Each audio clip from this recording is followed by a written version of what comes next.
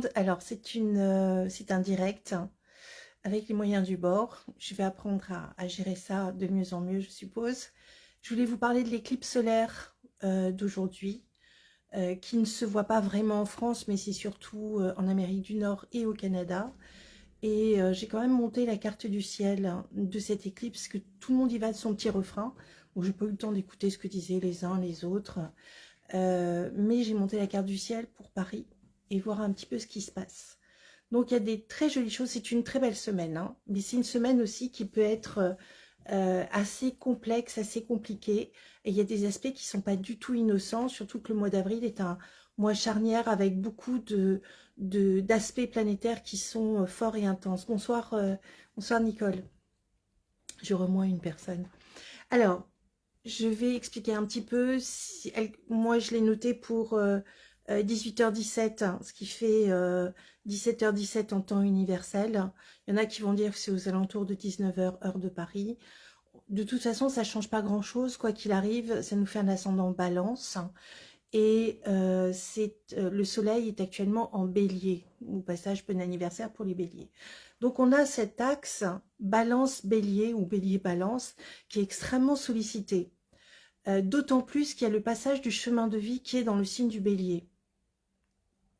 Et cet axe-là, s'il y a le nœud nord, donc le chemin de vie est en bélier, forcément le nœud sud est opposé. Donc le nœud sud correspond au passé, aux vies passées, aux vies antérieures. On a un axe comme ça avec un nœud sud en balance et un nœud nord en bélier. Ça tombe bien parce que d'abord on est au printemps. Au printemps, souvent on a le soleil en bélier hein, automatiquement, puisque c'est la petite fleur qui va pousser la terre pour sortir de terre. Hein, ça nous met les fleurs qui sortent au printemps. Et je vois que c'est une connexion lente, j'espère que vous arrivez à suivre. Donc, on a un aspect planétaire qui est vraiment très, très, très intense. Si je regarde la carte du ciel, on a le chemin de vie qui est en bélier. On a le point vertex. Le point vertex, j'ai fait toute une vidéo sur Rayonnance TV, vous pouvez le trouver avec Amélie, et je parle justement du point vertex et de l'incidence du point vertex dans nos vies, nos partenariats, nos engagements. Quand on rencontre quelqu'un, on se remplit de l'autre et l'autre se remplit de nous. Et là, le point vertex est juste à côté du chemin de vie. Donc, autant dire qu'il y a une nouvelle orientation qui est en train de se positionner. Et on va voir ce que ça joue, ce que ça donne dans vos signes. Le point vertex, il est vraiment pile à quelques secondes près. Il est vraiment presque sur le nœud nord. Donc, il y a une indication d'un changement par rapport à une rencontre ou par rapport à une relation ou un partenariat. Donc, ça peut être la fin d'un partenariat, ça peut être le début d'un autre qu'on ne voit peut-être pas encore arriver et qui est en écho avec le passé, les vies antérieures. Pourquoi j'ai dit ça? Parce que Mercure est rétrograde en même temps. On va le voir, il est aussi en bélier. Il y est pour... c'est la première rétrogradation sur les 3 rétrogradations de l'année. Donc il est rétrograde depuis quelques jours. Alors on a le point vertex. Ensuite on a une triple conjonction qui est hyper importante. Donc forcément la lune et le soleil, puisqu'il y a une éclipse, donc ils sont exactement sur le même degré, mais alignés en plus, on a Chiron. Chiron, c'est un astéroïde dans l'état d'esprit du signe de la Vierge, et ça peut être soit la blessure, soit le guérisseur, tout dépend des aspects. Alors là, il y a quand même pas mal d'aspects préoccupants qui nous disent que c'est plutôt la blessure qui est sollicitée. Donc on a un accent qui est mis, ou une éclipse, ça veut dire qu'il n'y a pas l'énergie. La lumière n'arrive pas sur le secteur à proprement parler. Donc là, ça touche, si je regarde la carte du ciel au moment du début de cette éclipse, ça touche la maison 7. Et la maison 7, c'est les autres, c'est les partenariats.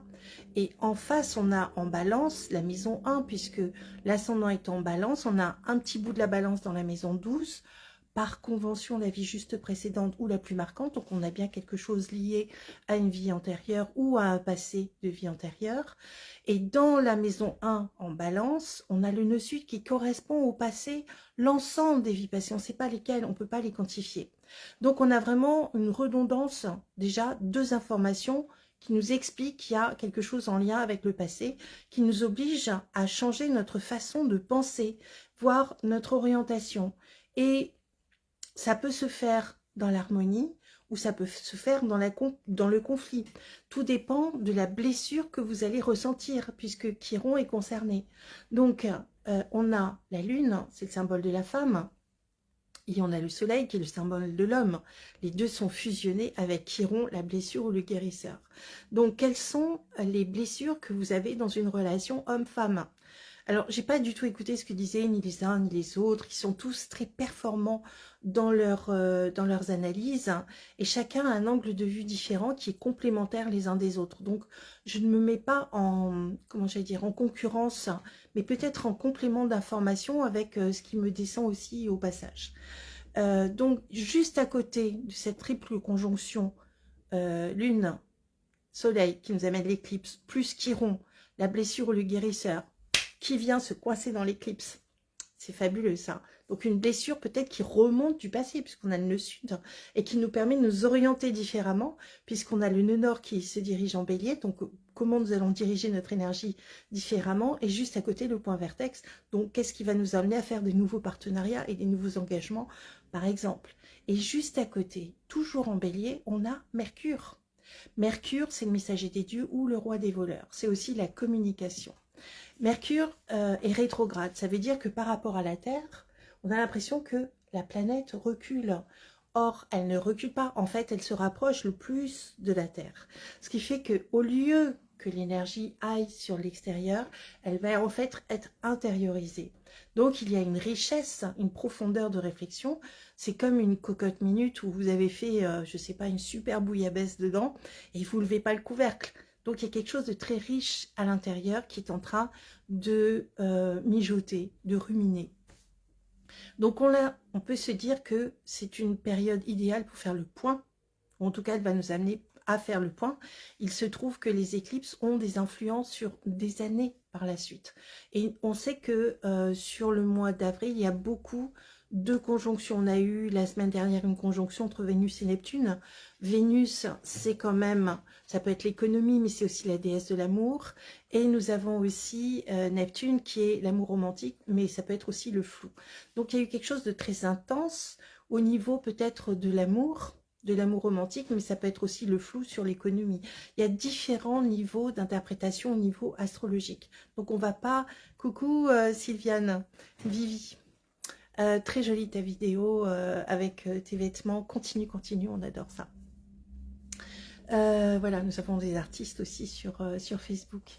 Donc, tout ça, c'était pour vous dire que on va aller voir du côté de Vénus, puisque Vénus, c'est la planète qui régit le nœud sud, dans lequel il y a le passé. Donc forcément le passé, c'est dans la maison 1, c'est moi-je.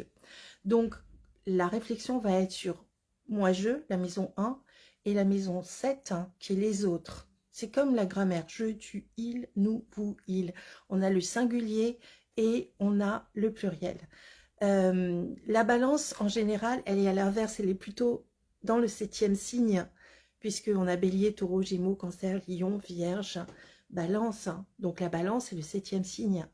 Et en face, on a le bélier qui normalement est le 1er signe. Ok, mais il se trouve que là, c'est inversé. Donc c'est la maison 7 qui se retrouve, enfin c'est la balance qui correspond à la maison 7 qui se trouve en maison 1, moi-je, donc les autres viennent à moi, et c'est des autres qui reviennent du passé puisqu'on a le nœud sud, donc on a un écho en lien avec des vies antérieures, et ça peut être des retrouvailles avec des gens que vous connaissiez déjà depuis longtemps. Soit c'est une retrouvaille liées à une vie antérieure, soit c'est des retrouvailles de personnes que vous n'avez pas vues depuis longtemps. Et alors, je vais parler de mon cas personnel. Eh bien, ça m'est arrivé 2 fois. J'ai retrouvé une amitié d'une vie antérieure et j'ai retrouvé une amitié de 30 ans. Donc, les deux sont valables et ça m'a beaucoup fait rire de voir que ce sont 2 choses complètement différentes mais qui correspondent au même aspect astrologique. Donc, ne vous enfermez pas sur ce que et les uns et les autres et les astrologues peuvent vous dire parce qu'il y a une très grande richesse d'interprétation, une très grande palette d'interprétation. Donc, je vais aller voir du côté de Vénus. Vénus, elle est aussi en bélier. C'est-à-dire qu'elle est fonceuse, cette petite Vénus. Et elle est en chute parce qu'elle est à l'opposé du signe de la balance. Donc, elle ne s'exprime pas de manière aussi douce qu'elle pourrait l'être, aussi diplomatique, aussi artistique. Elle est fonceuse, elle est dragueuse, elle y va, quoi. Elle est, je dirais, un peu sans état d'âme. En tout cas, ça peut être une petite Vénus très, très sensuelle parce que le maître du bélier, c'est Mars. Mars, c'est la sensualité. Alors, on va aller voir de ce côté-là parce que ça nous intéresse tous. Mars, il est juste à côté de Saturne et il va faire, je ne sais pas si c'est demain, parce que j'ai fait l'horoscope aujourd'hui, donc j'ai fait l'horoscope pour toute la semaine. En tout cas, il va être conjoint. Il est très, très, très, très proche. Donc, Mars et Saturne sont côte à côte et de plus en plus près. Ce qui veut dire que Mars, c'est l'énergie, c'est le maître du bélier, où il y a justement en bélier le chemin de vie, qui se met automatiquement en bon aspect avec Mars.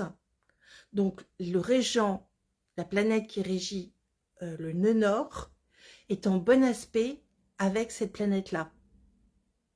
Enfin, je veux dire, la planète qui régit le nœud nord est en bon aspect avec Mars qui régit le nœud nord et qui est dans le signe ami du poisson, à côté de Saturne. Donc Saturne, c'est la Terre, c'est le maître du Capricorne. En Capricorne, là, on a la maison 3 qui est la communication et la maison 4, fin et recommencement. On reconstruit quelque chose par la parole. Donc ça va nous amener à négocier. Ça va peut-être aussi nous amener à lâcher du lest par rapport à des litiges antérieurs. Ça nous demande peut-être à travailler avec un peu plus de diplomatie. Ça nous dit aussi qu'on veut positionner notre énergie différemment et qu'on va se donner les moyens pour construire quelque chose. Donc ce Saturne, il fait un très bel aspect avec Cérès, qui est un astéroïde, et qui, je crois que c'est plutôt l'astéroïde dans l'état d'esprit du signe de la Vierge plus que Chiron. Chiron, c'est le centaure, c'est la blessure, le guérisseur. Vous voyez, on rectifie au fur et à mesure, ça c'est le direct. Donc il y a un très bel aspect avec Saturne. Donc on reconstruit quelque chose, j'allais dire de manière affective, sur de nouvelles bases, et on va recréer son quotidien en faisant des choses qui nous correspondent plus, mais c'est peut-être l'occasion idéale pour pardonner, et pour dire, pour lâcher du lest et de dire, je m'en fous en fait, c'est pas si important, à un moment donné c'était très dur, je me suis disputée avec quelqu'un, et puis finalement, c'est quelqu'un que j'aime bien, ou finalement c'était pas si important que ça, et puis j'ai d'autres priorités, et comment je vais me reconstruire par rapport à ça. Donc on a une possibilité de reconstruction et de diriger notre énergie différemment, dans une relation beaucoup plus équitable, où on va peut-être un peu plus écouter l'autre. Parce que le litige, il vient aussi du fait qu'on a bloqué l'autre dans une case. C'est une sorte d'insulte, quelque part. Je vais continuer. On a une conjonction qui est en train de se rapprocher le plus dans le signe du Taureau. C'est Uranus, les imprévus. C'est une planète très lente, elle met 7 ans par signe. Donc elle est encore dans le signe du Taureau. Donc on a Uranus, les imprévus, les technologies modernes. Ça peut être, je ne sais pas moi, tous les gens qui travaillent dans la profession. Par exemple, ça peut être les bandits manchots, par exemple. Ça peut être les avions, ça peut être les stewards, ça peut être les gens qui travaillent, les photographes, tous ceux qui travaillent dans l'audiovisuel, par exemple. Tous ceux qui ont un métier qui est anticonventionnel. Ça peut être aussi les médiums qui vont avoir des flashs. Entrée d'esprit, ça peut être les gens qui sont brillants intellectuellement. Et juste à côté, on a Jupiter. Jupiter, c'est l'expansion. Et les deux vont se rapprocher de plus en plus et de plus en plus dans le signe du Taureau, qui est un signe qui a les pieds sur terre. Donc, il faut savoir que Vénus est la planète qui régit aussi le Taureau. Et cette petite Vénus nous dit que on va diriger notre énergie différemment. Et Vénus, elle est au tout début du Bélier et elle se met en bon aspect avec Pluton qui a changé de signe. Pluton est passé en Verseau. Pluton, c'est le maître du Scorpion. Il gère l'argent, puisqu'il gère la maison 2, là, dans cette éclipse. Il gère la maison 1, qui est la personnalité, donc le charisme, la sensualité, et donc l'argent et aussi la confiance en soi. Donc peut-être qu'on peut rétablir une confiance en nous par un peu plus de diplomatie. On peut avoir un peu plus de joie de vivre, c'est les rires aussi, Pluton. C'est aussi les plaisirs de la chair. Donc, il peut y avoir des rencontres amoureuses des choses qui sont très fortes, hein, qui touchent les Verseaux d'ailleurs, puisque n'oublions pas qu'Uranus est le maître du Verseau à côté de Jupiter qui est le maître du Sagittaire, où là il y a la communication, il va gérer la maison 3, la communication, la maison 2, l'argent. Donc il peut y avoir des contrats qui vont être signés pour les Capricornes par exemple, qui peuvent être signés pour les Taureaux, qui peuvent être signés pour les Cancers, pour les Vierges. Vierges, elles sont hyper chanceuses parce qu'il y a le passage des lunes noires en Vierge, hein, ça c'est topissime. Ça peut être des signatures qui sont faites aussi pour les Poissons, Capricorne j'ai dit, et en tout cas une remise en question pour les Scorpions. C'est pas mal, ça nous amène loin tout ça. Donc il y a un joli triangle qui se dessine dans, je vous parle de ce qui est sympa d'abord, un joli triangle d'aspect favorable qui nous entraîne sur une pente qui est chanceuse, qui est joyeuse, qui est constructrice. Maintenant, si vous voulez camper sur vos positions, que vous restez têtu comme une mule, le karma s'en mêle. Parce que juste en face du Capricorne, il est têtu le Capricorne, on a le signe du Cancer avec le soleil noir. Le soleil noir, c'est votre partie inconsciente. C'est en maison 10, c'est l'identité sociale, c'est comment vous allez vous positionner de manière sociale. Est-ce que vous allez faire une réflexion qui va être une réflexion intéressée, ou est-ce que ça va être une réflexion qui va être avec le cœur? Ça, c'est la petite Vénus qui est en bon aspect avec Pluton. Donc, comment vous allez agir? Est-ce que vous allez agir avec le cœur? Est-ce que vous allez être dans l'action en intégrant les autres, dans une dynamique globale? Ou est-ce que vous allez faire cavalier seul, penser qu'à vous, et à ce moment-là, bah, c'est chaud patate, quoi. Donc, il peut y avoir des conflits qui remontent à la surface, ou l'occasion de vous retrouver dans des situations avec d'anciennes personnes avec qui vous avez eu un conflit, et vous pouvez soit faire perdurer ce conflit, soit vous pouvez changer les choses et dire voilà, à partir de maintenant, je ne me retrouve plus là-dedans et j'ai décidé de faire autrement. Si vous campez sur vos positions, que se passe-t-il? Déjà, vous perdez. Il y a un aspect très dur avec la maison 4, avec donc la perte aussi, hein. C'est la mort effective, c'est la fin de quelque chose, c'est fin et recommencement. La maison 4, c'est fin et recommencement. C'est aussi tout ce qui va être maternant, ça va être se planquer dans des ressources finalement qui nous empêchent de nous déployer parce que justement c'est caché. Donc il y a un aspect difficile avec Cérès. Cérès, ça peut être la débrouillardise. Donc soit vous attendez que les autres vous assistent, soit vous vous prenez en charge, vous dépassez vos peurs et vous y allez et vous dites voilà, c'est moi seul qui suis responsable de la situation. Et là, il n'y a pas à tergiverser parce que l'influence, elle va durer 19 ans. Donc, c'est vraiment important ce qui se passe cette année, notamment au mois d'avril. Comment vous allez régulariser votre situation? Ça, c'est vraiment important. Ensuite, il y a un aspect très difficile avec le destin qui se trouve dans le signe du Cancer. Est-ce que vous allez laisser les émotions, est-ce que vous allez laisser les émotions passer par-dessus vos actions? Est-ce que vous allez vous laisser entraîner? Est-ce que vous allez rester buté, coincé? Et est-ce que vous allez laisser aussi le destin, puisqu'il y a un carré, un aspect difficile, un aspect de tension, 3 signes d'écart avec la balance, est-ce que vous allez rentrer dans la colère, dans la haine, dans les discussions? Ou est-ce que vous allez décider de rentrer dans la diplomatie et la construction en vue d'une réalisation pleine de compassion qui met tout le monde dans le bain? Et là, on a le destin qui fait un très bel aspect avec la construction de Saturne. Saturne qui construit, qui est la structure. Et Mars qui aussi qui est le chef d'entreprise. D'ailleurs, Saturne, c'est la petite biquette qui monte en haut des sommets. Donc, c'est aussi le chef d'entreprise. Si vous avez envie de vous mettre à votre compte, allez-y, quoi. Commencez à poser des jalons pour un renouveau qui soit plus en correspondance avec ce que vous aimez profondément. Donc, c'est vos rêves. Qu'est-ce qui est important pour vous? Quels sont les rêves que vous souhaitez réaliser? Ça peut être aussi une rencontre qui va finalement se pérenniser, ce qui n'était pas prévu, mais qui est un écho en lien avec une vie passée. Donc, c'est une belle surprise. On va aller voir du côté de Pluton, Pluton en Verseau. J'en ai beaucoup parlé dans un live que j'ai fait avec que j'ai fait avec Amélie, donc sur Rayonnance TV, où j'ai parlé de l'entrée de Pluton en Verseau pour les 20 ans qui viennent. Je suis désolée, je vois qu'il y a une connexion un peu lente, donc j'espère que ça passe quand même. J'ai pas tous vos... J'espère que vous arrivez à me suivre. Enfin bref, parce que je sais pas trop bidouiller ce machin-là. Enfin, ça viendra avec le temps. Donc, on va parler de Pluton. Pluton fait un très, très, très, très, très bel aspect avec la lune noire vraie qui se trouve actuellement en Balance, sachant que la lune noire moyenne est en Vierge. Alors, elles vont passer leur temps à avancer, reculer comme un accordéon, comme ça. Elles vont se promener dans le signe de la Vierge, les deux lunes noires, jusqu'en juin. Et après, elles passeront vraiment dans le signe de la Balance.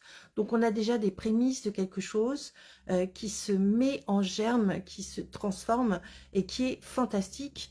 Et les lunes noires, c'est un point fictif sur le trajet de la lune. Ça offre ce que donne la maison si on ne le cherche pas. Et si on cherche, ça le refuse. Ça veut dire qu'il y a une espèce de clarté qui permet d'aller voir au-delà des apparences, carrément dans la tête des gens.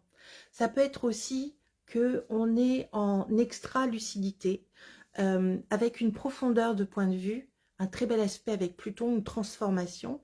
C'est comme si on voyait tout, on comprenait tout. Et ça peut être aussi un désir d'amener un maximum de personnes à un équilibre et à un épanouissement. Donc on a quelque chose qui est plutôt d'œuvre collective. Donc on a construction, compassion, rencontre, amour, retrouvailles. Donc tout ça c'est très positif. Mais il y a des aspects qui sont très durs, il y a des oppositions. Les oppositions, ça concerne, et alors là, pour le coup, on en a énormément. On a le chemin de vie, donc ce vers quoi on dirige son énergie. Le point vertex, donc les rencontres ou les séparations. Il peut y avoir pas mal de séparations. La lune, donc on a les émotions. Le soleil, c'est l'énergie. Donc, une énergie virulente, c'est pas très bon. Ça peut être, on claque les portes, c'est la grande scène du 3, et je ne vois pas pour l'instant de réconciliation sur l'oreiller, donc attention. On a Chiron qui est la blessure, hein, tous les trucs remontent à la surface, et on a Mercure qui en plus, Mercure nous remet, en fait, nous a réchauffé le plat au micro-ondes, il nous dit, hey, tu vas le manger, tu vas la régler ton problème, tu vas finir ce qu'il y a dans ton assiette. Et Mercure, c'est pas simplement négatif, on a ça dans toutes les revues, les magazines. Oh, Mercure est rétrograde, mais quelle catastrophe, hein. Non, c'est pas une catastrophe. Mercure rétrograde, ça veut dire qu'on recommence quelque chose, on doit absolument se clarifier dans son expression. Faire votre administratif, par exemple, vous mettre à jour. Faire attention, soyez vigilant au moment présent. Partez 2 heures avant plutôt que de vous retrouver dans un embouteillage. Ne claquez pas votre porte sans savoir les clés à la main ou laissez les clés à l'intérieur de la voiture et tutti quanti. Ça peut être aussi les malentendus. Faites reformuler quand vous signez un contrat, parce que là, apparemment, il y a des signatures de contrats, hein. Jupiter-Uranus, ça va y aller, les contrats. Donc, il y a plein de contrats pour plein de personnes. Vraiment beaucoup, beaucoup, beaucoup. Le résultat, c'est un petit peu comme si on était au mois de juin, quand on a les résultats de nos examens. Le résultat, il commence à se mettre en place déjà maintenant. 2023, c'était une année de régularisation. Là, c'est une année importante, surtout ce mois d'avril, qui est un mois charnière. Sachant qu'on va respirer à peu près jusqu'au mois de juillet, qu'au mois d'août, ça commence à dégénérer. Qui a eu l'idée de mettre les Jeux Olympiques au mois d'août? Il aurait pu le mettre au mois de juillet, ça aurait été beaucoup mieux. Septembre, je ne raconte pas, ça fait 1 an et demi que je sais que c'est une catastrophe, septembre. Je crois que c'est un des pires mois de l'année. Et on a octobre qui est un peu moyen, sachant qu'on commence à remonter la pente à partir de mi-novembre. Donc, il va y avoir beaucoup, beaucoup de choses qui vont bouger. Et si vous rentrez dans un conflit, vous vous laissez entraîner dans l'émotionnel, dans un procès, il peut y avoir des procès aussi. Quoique, je pense que vous pouvez toujours arriver à un accord avant d'aller au procès. Soit vous pouvez vivre cette éclipse comme un enfermement par rapport au passé, que finalement, vous vous plaignez de ce qui n'a pas marché dans votre vie. Ok, mais je veux dire, vous avez encore toute la vie devant vous. Et vous avez encore de quoi faire. Donc, soit vous effondrez sur ce que vous avez vécu et qui n'est pas allé, soit vous dirigez consciemment votre énergie en disant bah, je vais me battre, ça n'a pas marché, mais ok, j'ai des choses à faire qui sont peut-être sympas, ou maintenant j'ai pas de temps à perdre, et puis je vais faire des choses qui vont me plaire. C'est un risque qui est mesuré, mais vous ne pouvez pas végéter. C'est pas possible. Il faut vraiment, vraiment lâcher prise. Alors, je sais pas, cette machine n'indique absolument pas qui est connecté, donc je sais pas s'il y a du monde qui suit ou pas. J'espère que oui. Sinon, vous aurez le replay, et puis voilà. Donc, on va parler du service. Comment vous allez vous mettre au service d'eux? Peut-être en faisant des choses que vous aviez déjà fait par le passé. Ça, c'est Mercure rétrograde. Mercure rétrograde qui nous dit que il peut y avoir pas mal de mensonges aussi. Ah, je vois un petit like. Ça veut dire qu'on est au moins 2 ou 3 sur cette page. C'est vrai que j'ai pas prévenu que je ferai un live. Hein. Je vais en faire de temps en temps, mais ça me prend comme ça quand j'ai des impros à faire. Et là, je pense que je pouvais pas rater cette éclipse-là, avec cette semaine qui est quand même une semaine marquante, où on a vraiment une construction, une structure qui se pose. Ça peut être aussi, comme je vous disais, des relations qui se mettent en place, qui n'étaient pas du tout prévues, et qui viennent chambouler tout ce qui n'allait pas, tout ce qui bat de l'aile, ça va dégénérer, je vous le dis tout de suite. À moins de rectifier le tir, à moins de prendre des décisions qui soient drastiques, je vois pas comment ça peut durer. Donc, moi, mon conseil, c'est lâcher du lest. Lâcher du lest, aller de l'avant, et si les gens vous suivent pas, ok, tant pis, ne soyez pas agressif, ça sert strictement à rien. Je vais vous dire ce que m'a dit une fois une actrice. C'était hors antenne et c'était hors contexte. Elle me fait: oh, mais pourquoi s'énerver, comme de toute façon on peut quand même avoir ce qu'on veut avec le sourire. Et j'ai réfléchi à ça et je me suis dit que, bon, alors évidemment elle est très très jolie, c'est une belle actrice et dont le talent n'est pas suffisamment reconnu, mais enfin c'est une belle actrice. Et elle, il suffit que...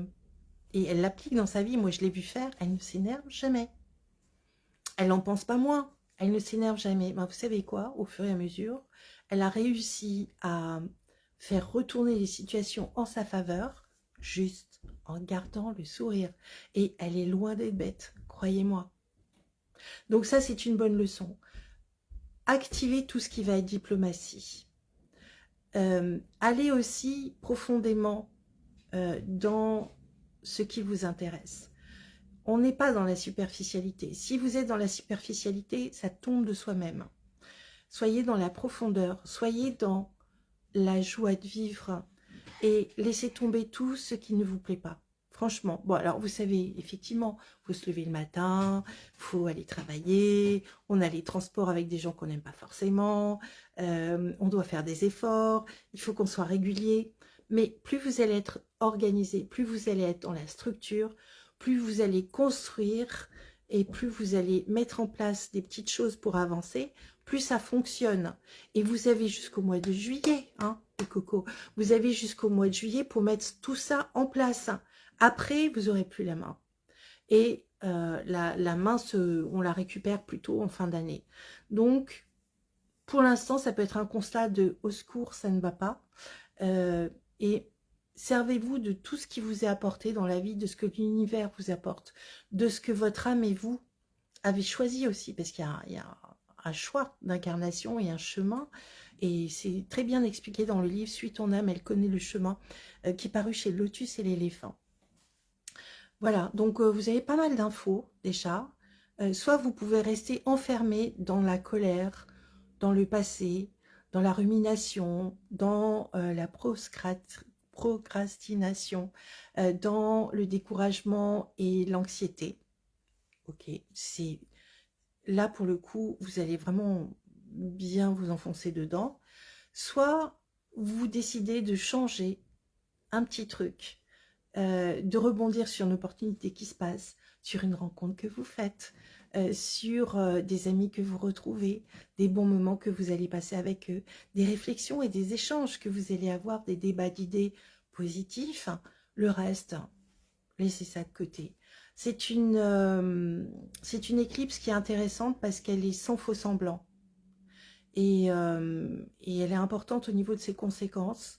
Elle peut être très belle, comme elle peut être catastrophique. Et, mais je pense que, par exemple, si on veut aller sur le chemin de la paix, il peut y avoir une opportunité de discussion, de diplomatie, d'entente aussi, d'achat. On a Pluton, l'argent, donc il y a des choses qui se mettent en accord. On peut avoir des accords commerciaux, quoi qu'il faut bien lire entre les lignes et pas rester coincé. Alors attention aux mensonges, à la dispersion, la désorganisation.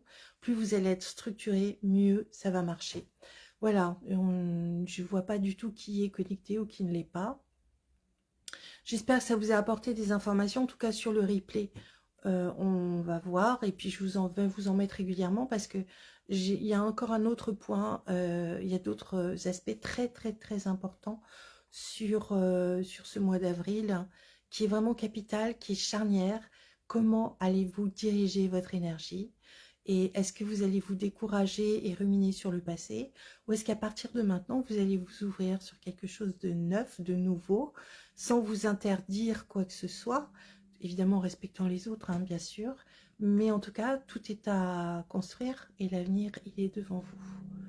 Voilà, je vous fais plein de bisous. Et comme toujours, je termine mes petites astro vidéos, comme je les appelle, en vous disant je vous aime et à très vite.